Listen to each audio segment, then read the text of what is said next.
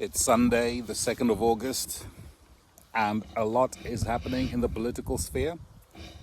First, a bit of good news. Apparently, 1,000 police officers have been deployed to stop the boats.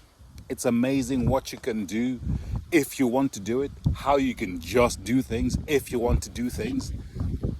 I don't know what's motivated the police to finally do something and go and protect Britain from the filthy foreign invaders.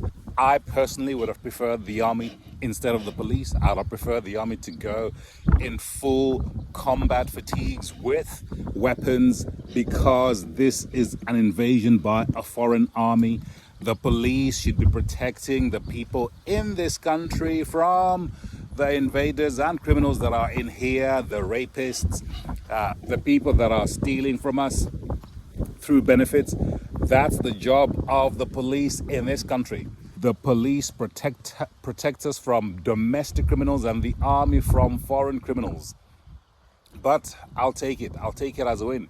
But the job is not complete. In terms of where we're going, this is not even the beginning. It's not even the beginning. It's the beginning of the beginning. It's the introduction to the beginning of what needs to be done in this country. There is so much that needs to be repaired in this country.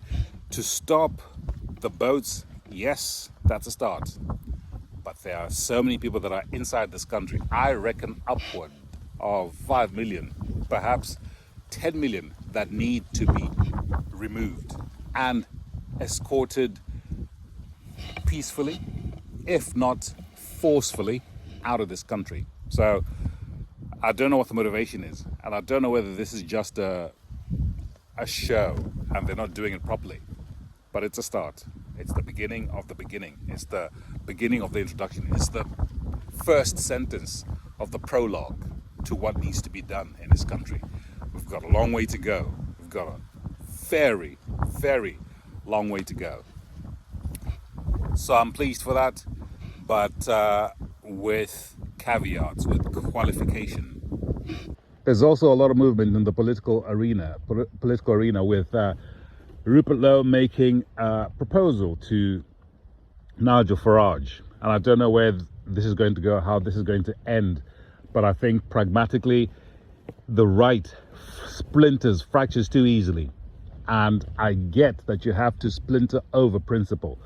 I get that Nigel Farage is not trustworthy. I get that the chairman of Reform is actually a chink in the mail, in the armor of anyone that's trying to pursue something very British, something very Christian, something that's good for this country.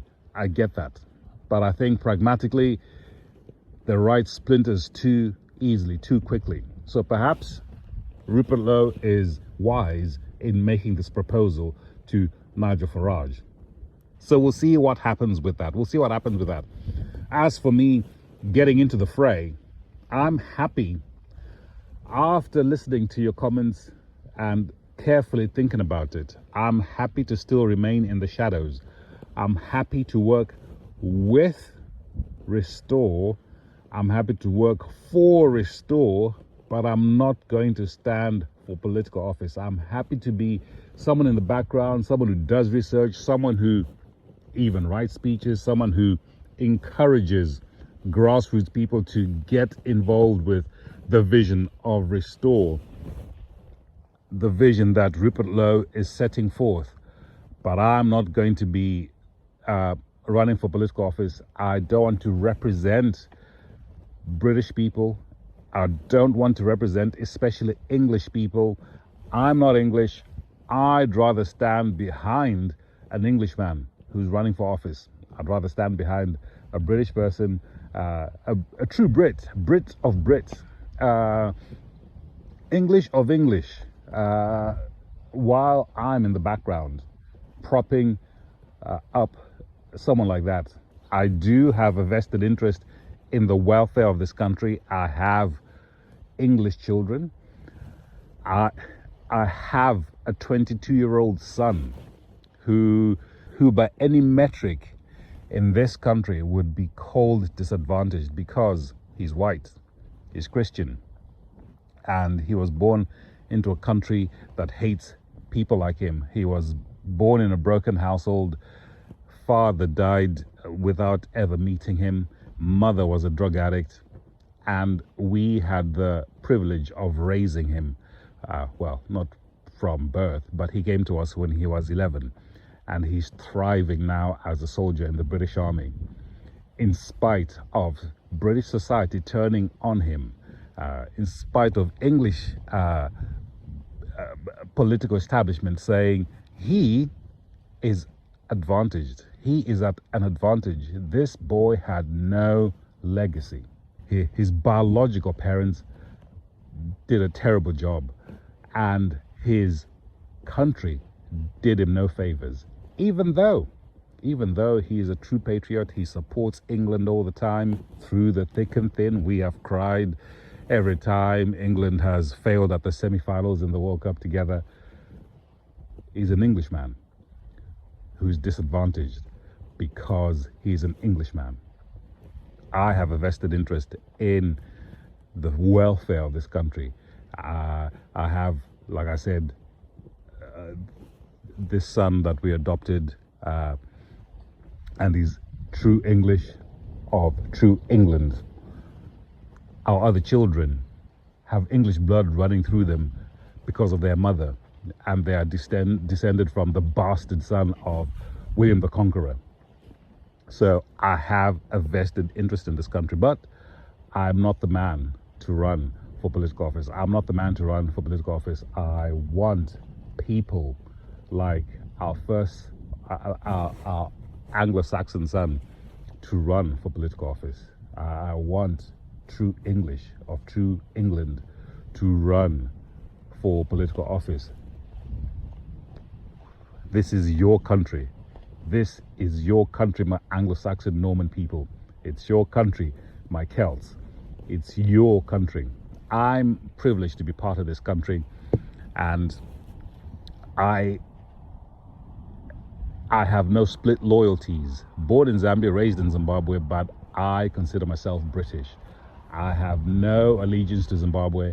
I have given up my passport. I am British, true British of true British. If I were to go to Zimbabwe on a visit, I would pay for a visa just like a British person would, because I'm a British, true British in that sense.